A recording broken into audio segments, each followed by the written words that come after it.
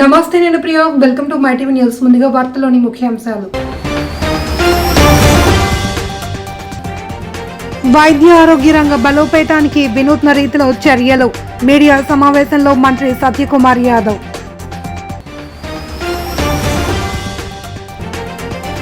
విజయవంతంగా భూమిపై ల్యాండ్ అయిన భారత వ్యోమగామి శుభాంశు శుక్లా స్వాగతం పలుకుతూ ట్వీట్ చేసిన ప్రధాని మోడీ.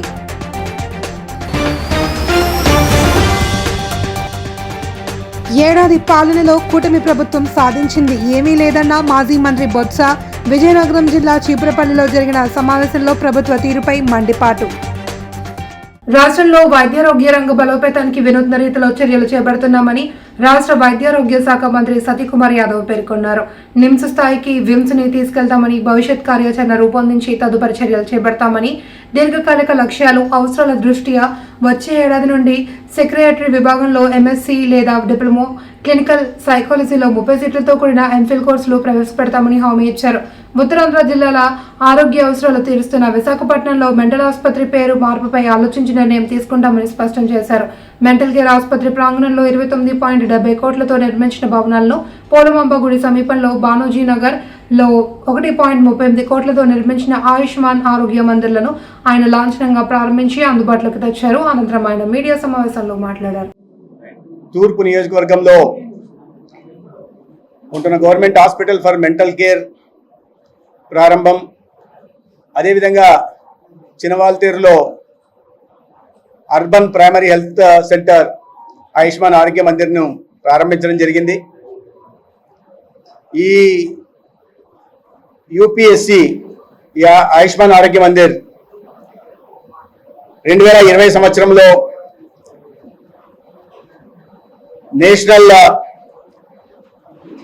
హెల్త్ అర్బన్ మిషన్లో భాగంగా కేంద్ర ప్రభుత్వం రాష్ట్రంలో 560 ఆయుష్మాన్ ఆరోగ్య మందిర్లను యూపీఎస్సీల నిర్మాణం కోసం 15th ఫైనాన్స్ కమిషన్ కింద సెంట్రల్లీ స్పాన్సర్డ్ స్కీమ్ కింద మంజూరు చేయడం జరిగింది. అయితే దీనికోసం 1,06,00,000 రూపాయల కేటాయించడం, విశాఖపట్నంలో మొత్తంగా 42 యూపీఎస్సీలు మంజూరయ్యాయి. ఈ 4 సంవత్సరాలు 2020లో మంజూరవుతే 4 సంవత్సరాల పాటు గత ప్రభుత్వం మాట్లాడితే రాజకీయ విమర్శలు చేసినట్టుగా ఉంటుంది, కానీ 4 సంవత్సరాల పాటు ICM-4 మిషన్ లో భాగంగా అంతరిక్ష కేంద్రానికి వెళ్లిన భారత వ్యోమగామి శుభాంశు శుక్లా బృందం విజయవంతంగా భూమిపై ల్యాండ్ అయింది. వీరు ప్రయాణించిన క్యాప్సూల్ పారాచూట్ల సాయంతో సురక్షితంగా పసిఫిక్ జలాల్లో దిగింది. IAS కు వెళ్లొచ్చిన తొలి భారతీయుడిగా శుభాంశు చరిత్ర సృష్టించారు. అంతరిక్ష కేంద్రంలో త్రివర్ణ పతాకాన్ని ప్రదర్శించి ప్రతి భారతీయుడు గర్వించేలా చేశారు. పసిఫిక్ మహాసముద్రంలో ల్యాండ్ అయిన క్యాప్సూల్ నుంచి శుభాంశు క్షేమంగా బయటకు వచ్చారు. నవ్వుతూ అభివాదం చేశారు.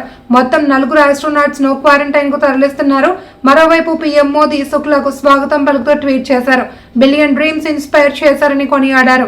గగన్యాన్ మిషన్ కో ఇది కీలక ముందడుగని వ్యాఖ్యానించారు. ఇది భారత్ గర్వించదగ్గ క్షణమని కేంద్ర మంత్రి జితేంద్ర సింగ్ అన్నారు.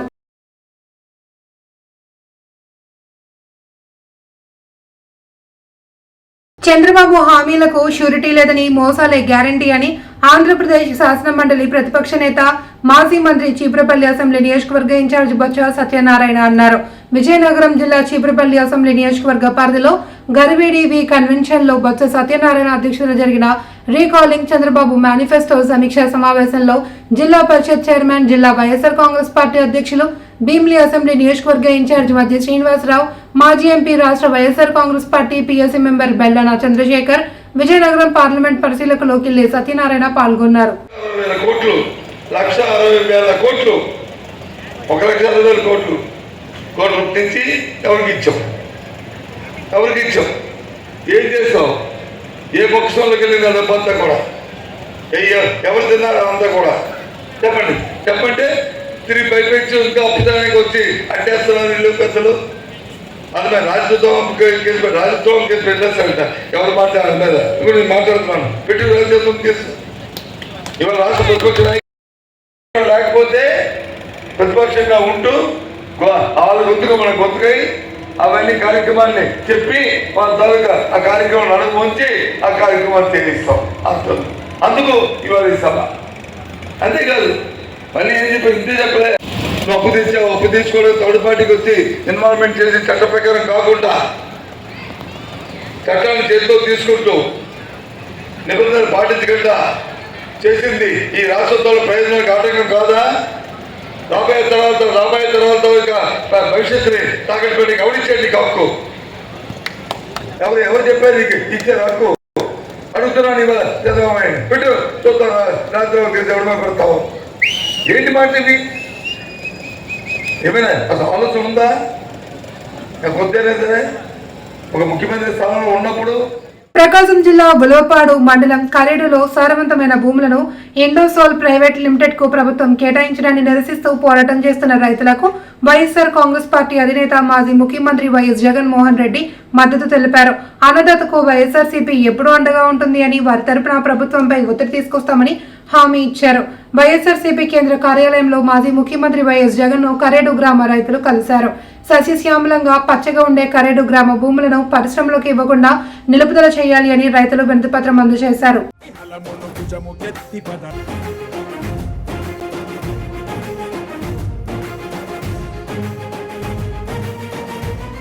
కాకినాడ ప్రభుత్వ సామాన్య ఆసుపత్రిలో మెరుగైన వైద్య సేవలు అందించే చర్యల్లో భాగంగా మౌలిక సదుపాయాలు మెరుగుపరిచే లక్ష్యంతో ప్రముఖ పారిశ్రామిక సంస్థలు ONGC, university of biofuel, private Gemini edible oil పరిశ్రమలకు సంబంధించి సిఎస్ఆర్ విధులు 78.77 లక్షల విలువైన యంత్ర పరికరాలు, ఆధునికీకరించిన పనులను జిల్లా కలెక్టర్ షణ్మోహన్, శాసనమండలి సభ్యులు కర్రీ పద్మశ్రీ, జీజీహెచ్ వైద్య అధికారులతో కలిసి ప్రారంభించారు.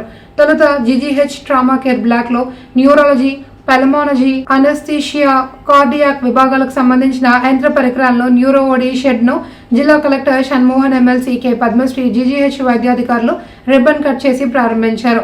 అనంతరం ఆర్థోపెడిక్ ఓపీ బ్లాక్ వద్ద ప్రివెంటివ్ ఆంకాలజీ షెడ్ ను ప్రారంభించారు. అనంతరం ఆధునికీకరించిన blood sample collection OP shed ను జిల్లా కలెక్టర్, ఎమ్మెల్సీ, ఏపీఎండిసి ఇంజనీరింగ్ అధికారులతో కలిసి ప్రారంభించారు. ఈ కార్యక్రమంలో GGH superintendent doctor Lavanya Kumari, RMC principal doctor A Vishnuvardhan, doctor Srinivasan, ONGC GHMCR K Sunil Kumar తదితరులు పాల్గొన్నారు.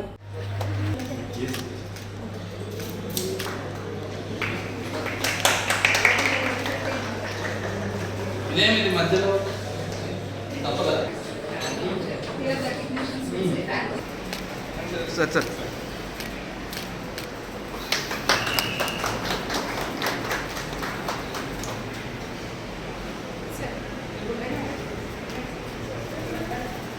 జీవీఎంసీ పరిధిలో ఉన్న ప్రతి వార్డును అంచెలంచెలుగా అభివృద్ధి చేయడం జరుగుతుంది అని నగర మేయర్ పీలా శ్రీనివాసరావు పేర్కొన్నారు. విశాఖ జిల్లా గాజువాక జోన్ 79వ వార్డు శనివాడ సమీపంలో పలు అభివృద్ధి పనులకు MLA Palla Srinivas, ward corporator Ravuthu Srinivas తో కలిసి శంకుస్థాపన చేశారు. ఈ సందర్భంగా ఆయన మాట్లాడుతూ విశాఖలోని ప్రతి వార్డును అభివృద్ధి పరిచేందుకు ప్రణాళికలు సిద్ధం చేశామని చెప్పారు. నగర అభివృద్ధి దిశగా కూటమి ప్రభుత్వం పనిచేస్తుంది అని, నగరాన్ని అభివృద్ధి పరిచి పర్యావరణ రహిత నగరంగా తీర్చిదిద్దేందుకు చర్యలు చేపడుతున్నట్లు తెలిపారు. ఈ కార్యక్రమంలో కార్పొరేటర్లు బొండా జగన్నాథం, ఇల్లపు వరలక్ష్మి ప్రసాద్, కర్ణం కనకారావు, జోనల్ కమిషనర్ శేషాద్రి, కార్యనిర్వాహక ఇంజనీర్ ఎంఆర్ఎస్ అప్పారావు, గల్లరాజు తదితరులు పాల్గొన్నారు. ఈ సంవత్సరంలో జరిగినటువంటి అభివృద్ధి పైన ప్రజల యొక్క సలహాలు, సూచనలు తీసుకొని ముందుకు వెళ్తున్నామండి. ఎక్కడికి వెళ్ళినా సరే ప్రజలు ఒక మాట మాత్రం ఖచ్చితంగా చెప్తున్నారు. అభివృద్ధి మీద చాలా విషయాలు అడిగినప్పటికీ కూడా వాళ్ళ డిమాండ్స్ అది కావాలి, ఇది కావాలని అడిగినప్పటికీ కూడా మరి ఈ సంవత్సరం కాలంగా కూటమి ప్రభుత్వం వచ్చిన తర్వాత ప్రశాంతత అయితే ఈ రాష్ట్రంలో ఉంది, ఈ ప్రాంతంలో ఉంది అని చెప్పేసి ప్రతి ఒక్కరు కూడా చెప్పడం జరుగుతుంది. అది మాకు చాలా ఆనందంగా ఉంది. ఖచ్చితంగా ఈ ప్రశాంతతతో పాటు ఈ ప్రశాంతతని ఈ 5 సంవత్సరాలు మేము అధికారం ఉన్నంతసేపు కూడా కంటిన్యూ చేసి అలాగే అభివృద్ధిని ముందుకు తీసుకువెళ్తూ ఈ రాష్ట్రాన్ని స్వర్ణాంధ్రప్రదేశ్ చేసే విధంగా మేము ముందుకు వెళ్తామని చెప్పి ఈ సందర్భంగా తెలియజేస్తున్నాం. ఈరోజు ఈ రాష్ట్రంలో సంక్షేమాన్ని, అభివృద్ధిని, అలాగే సంపద సృష్టిని 3 కూడా సేవతో పాటు ముందుకు వెళ్తున్నాం. గత 5 సంవత్సరాలుగా గత ప్రభుత్వం వారు కేవలం సంక్షేమం చేస్తే సరిపోతుంది అని చెప్పి మౌలిక వసతులు కానీ అభివృద్ధిని కానీ సంపద తూర్పుగోదావరి జిల్లా Nidadavolu rail cum road bridge నిర్మాణ పనుల నేపథ్యంలో పంట పొలాల ముంపునకు గురికాకుండా తగిన జాగ్రత్తలు తీసుకోవాలి అని జిల్లా కలెక్టర్ పి ప్రశాంతి ఆదేశించారు. ఎక్స్పర్ట్ కమిటీ క్షేత్రస్థాయి తనిఖీలు నిర్వహించిన రైతులకి ఎలాంటి ఆటంకం లేకుండా ప్రతిపాదించిన అంశాలపై నివేదిక అందజేయాలన్నారు. నెడదవోలు రైల్ ఓవర్ బ్రిడ్జ్ నిర్మాణ పనులను వేగవంతం చేసే క్రమంలో రైతులు వెల్లడి చేస్తున్న అభ్యంతరాలకు సహేతుకమైన పరిష్కార మార్గం చూపాలన్నారు. కలెక్టర్ వెంట కొవ్వూరు ఆర్డీఓ రాణి సుస్మిత, జిల్లా వ్యవసాయ అధికారి ఎస్ మాధవరావు, ఈ రూప్ కుమార్, డిఈబి వెంకటరమణ, తహసీల్దార్ బి నాగరాజు నాయక్, చాగల్లు తహసీల్దార్ ఎం మెరికమ్మ తదితరులు పాల్గొన్నారు. అంతే మేడం, వీళ్ళు ఐలాండ్ ఏళ్ళు ఫామ్ చేసుకుంది మేడం, ఇయర్ కోసం ఫామ్ చేసుకుంది మేడం. ఇక్కడ ఐలాండ్ క్లోజ్ అయిపోతుంది మేడం, ఇలా రింగ్ లాగా ఉంటుంది. అల్లూరి సీతారామరాజు జిల్లా అరకులోయలో మండలం ఎండపల్లి వలస రైల్వే స్టేషన్ సమీపంలో కొలువై ఉన్న శ్రీ గంగమ్మ తల్లి అమ్మవారిని శాకంబరీదేవిగా అలంకరించారు. ఆషాఢ మాసంలో అమ్మవారిని శాకంబరీదేవిగా అలంకరించడం జరుగుతుంది అని నిర్వాహకులు తెలిపారు. భక్తులు పెద్ద సంఖ్యలో తరలివచ్చి అమ్మవారిని దర్శించుకున్నారు.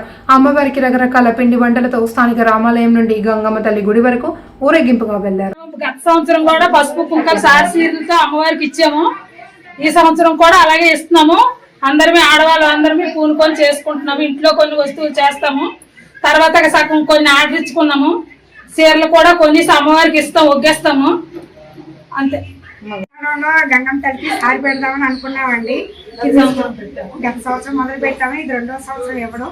పసుపు, కుంకుమ, కొబ్బరికాయలు, అరటిపళ్ళు, పూజ సామాన్లు అన్ని, తర్వాత స్వీట్లో 3 రకాలు ఆర్డర్ ఇచ్చాము, తయారు చేసాము. అరిసెలు, చలివిడి, సంపెంగ మొగ్గలు, జంతికలు ఇవన్నీ తయారు చేసాం. ఇంట్లో పళ్ళు, పువ్వులు అన్ని. తూర్పుగోదావరి జిల్లా రాజమహేంద్రవరం సికింద్రాబాద్ రైల్వే నిలయంలో ఎంపీ పురంధరేశ్వరి, జిల్లా బీజేపీ అధ్యక్షురాలు Pikki Nagendra, Kovvur municipal councillor Pillalamarri Muralikrishna, BJP నాయకులు ఉన్ని కృష్ణన్ తదితరులు south central railway CM Sanjay Kumar Srivastava మరియు ఇతర అధికారులను కలిశారు. కొవ్వూరు రైల్వే స్టేషన్లో రైళ్ల హాల్టింగ్స్ పై చర్చించారు. పూర్వ రైళ్ల హాల్టింగ్స్ ను పునరుద్ధరణ చేయాలి అని విజ్ఞప్తి చేశారు. అనంతరం నేతలు మాట్లాడుతూ కొవ్వూరు పరిసర ప్రాంతాల ప్రజలు పూర్వ రైళ్ల హాల్టింగ్స్ లేకపోవడం వల్ల ప్రయాణికులు తీవ్రంగా ఇబ్బందులు ఎదుర్కొంటున్న విషయాన్ని జీఎం దృష్టికి తీసుకువెళ్లినట్లు తెలిపారు. ముందు మనకి నర్సాపూర్కి, భీమవరానికి, రాజమండ్రి నుంచి ట్రైన్స్ ఉండేది.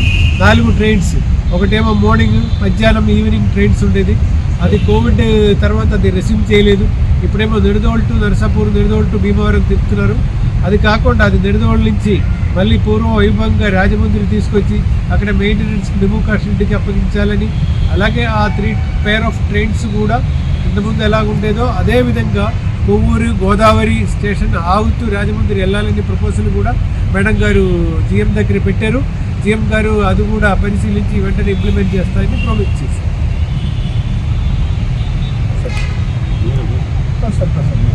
కొవ్వూరు ప్రజలే కాక చుట్టుపక్కల ప్రజలు పడుతున్న ఇబ్బందుల గురించి వారు జీఎం గారికి ముందు సమాచారం ఇవ్వడం, ఇవాళ అపాయింట్మెంట్ ఖరారు చేయడం. ఢిల్లీలో మరోసారి బాంబుల బెదిరింపులు కలకలం రేపాయి. సెయింట్ స్టీఫెన్స్ కళాశాల ద్వారకాలోని సెయింట్ థామస్ పాఠశాలలకు ఈమెయిల్ ద్వారా బెదిరింపులు వచ్చాయి. అప్రమత్తమైన అధికారులు విద్యార్థులను ఖాళీ చేయించి పోలీసులకు సమాచారం ఇచ్చారు. బాంబ్ డాగ్ స్క్వాడ్ తనిఖీలు చేపట్టినప్పటికీ ఎలాంటి పేలుడు పదార్థాలు లభించలేదు. పోలీసులు కేసు నమోదు చేసి దర్యాప్తు చేస్తున్నారు. నిన్న కూడా 2 పాఠశాలలకు ఇలాంటి బెదిరింపులే వచ్చాయి.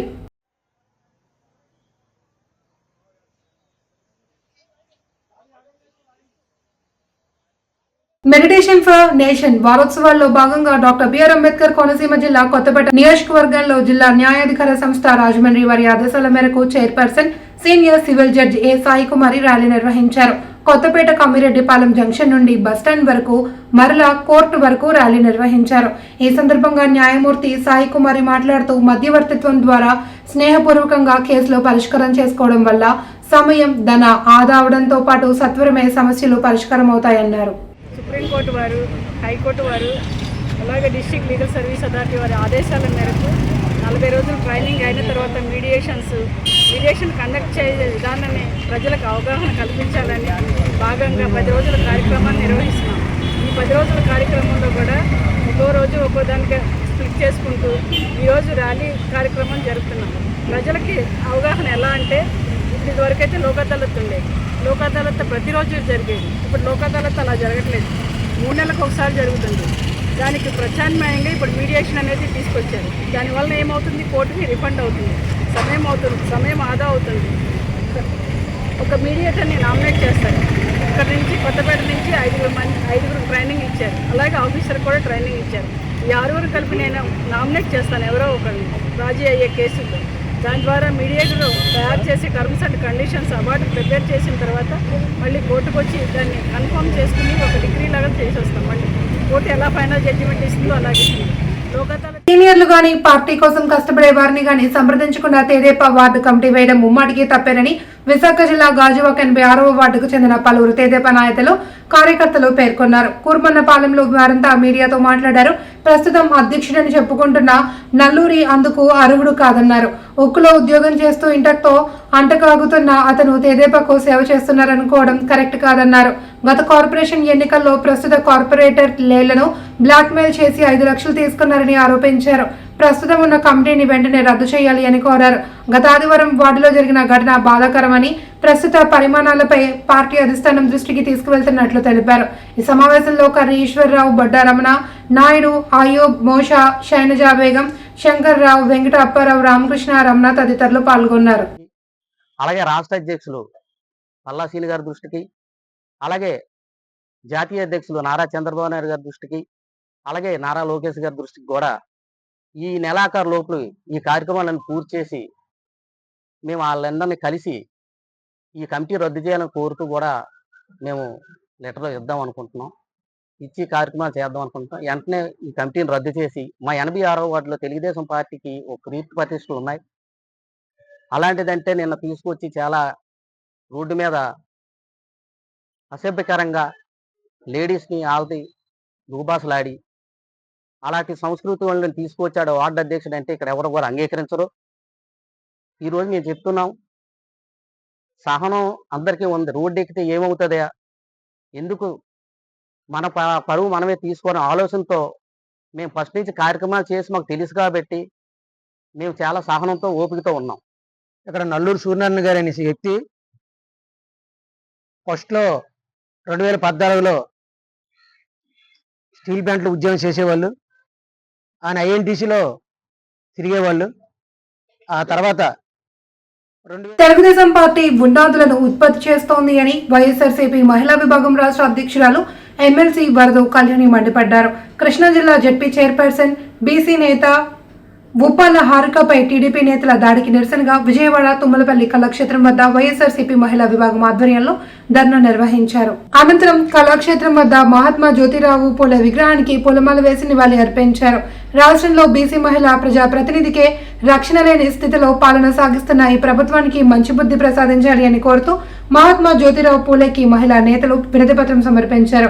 ఈ సందర్భంగా వరదు కళ్యాణి మాట్లాడుతూ జిల్లా ప్రథమ మహిళ బీసీ నేత ఉప్పాల హారికపై టీడీపీ నేతలు దాడి చేస్తే హోంమంత్రికి కనిపించలేదా? మహిళలపై దాడి చేస్తే అదే చివరి రోజున చంద్రబాబు ఏం చర్యలు తీసుకున్నారని ప్రశ్నించారు. ముఖ్యమంత్రి గారు పదే చెప్తూనే ఉన్నారు కదా, చంద్రబాబు నాయుడు గారు పదే ఏం చెప్తున్నారు, మహిళల మీద ఎవరైనా చెయ్యేస్తే అదే చివరి రోజు అని చెప్పారు. అదే డిప్యూటీ సీఎం పవన్ కళ్యాణ్ గారు ఏం చెప్పారు, మహిళలకు ఏదన్నా అన్యాయం జరిగితే బుల్లెట్ కన్నా స్పీడ్గా మేము స్పందిస్తామని చెప్పారు. అదే హోంమంత్రి గారు ఏం చెప్పారు, ఎవరికైతే మహిళ మీద దాడి జరిగితే మా కార్యకర్తలని కూడా చూడకుండా వాళ్ళ మీద ఇమీడియట్గా యాక్షన్ తీసుకుంటామన్నారు.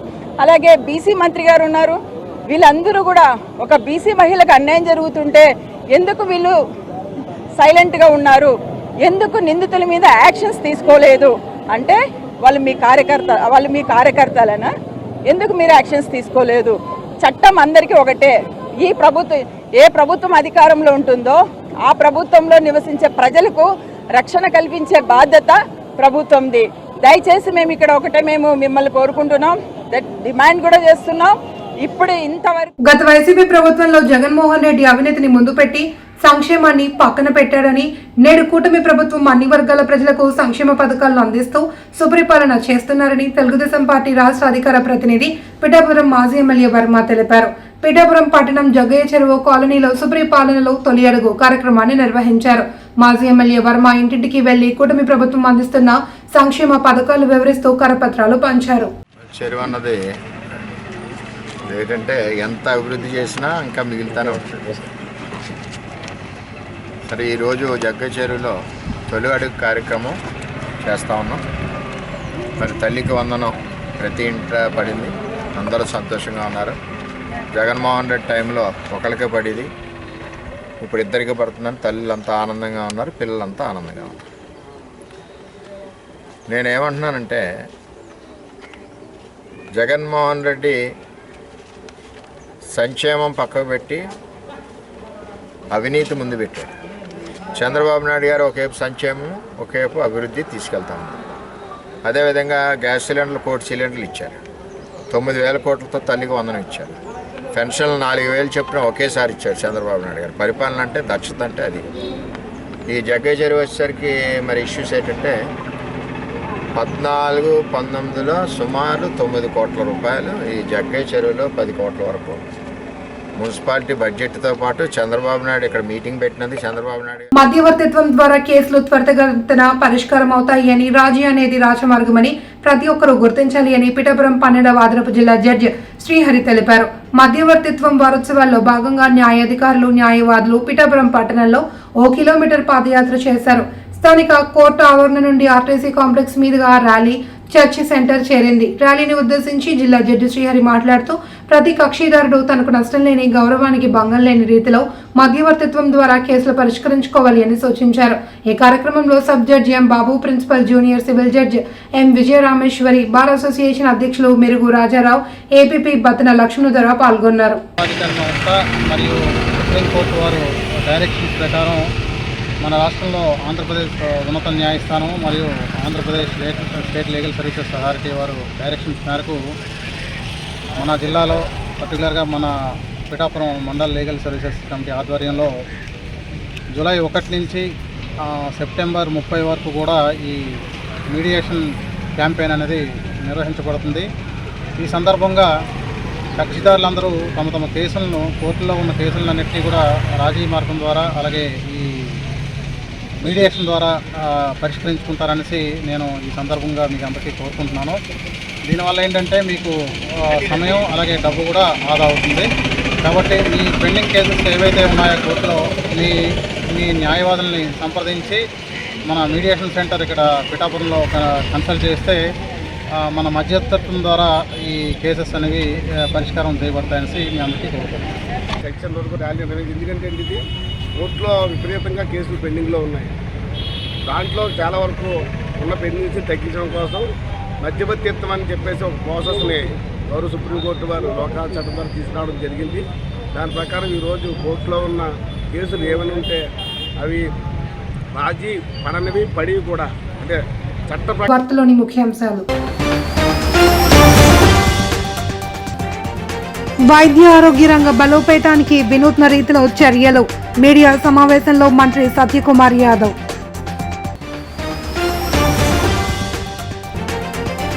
విజయవంతంగా భూమిపై ల్యాండ్ అయిన భారత వ్యోమగామి శుభాంశు శుక్లా స్వాగతం పలుకుతూ ట్వీట్ చేసిన ప్రధాని మోడీ.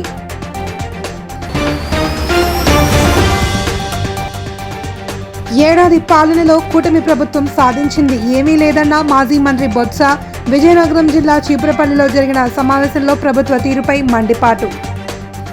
ఈ వార్తలంతటితో సమాప్తం. తిరిగి రేపు ప్రసారమయ్యే మైటీవీ న్యూస్ లో మళ్ళీ కలుసుకుందాం. అంతవరకు సెలవు, నమస్తే.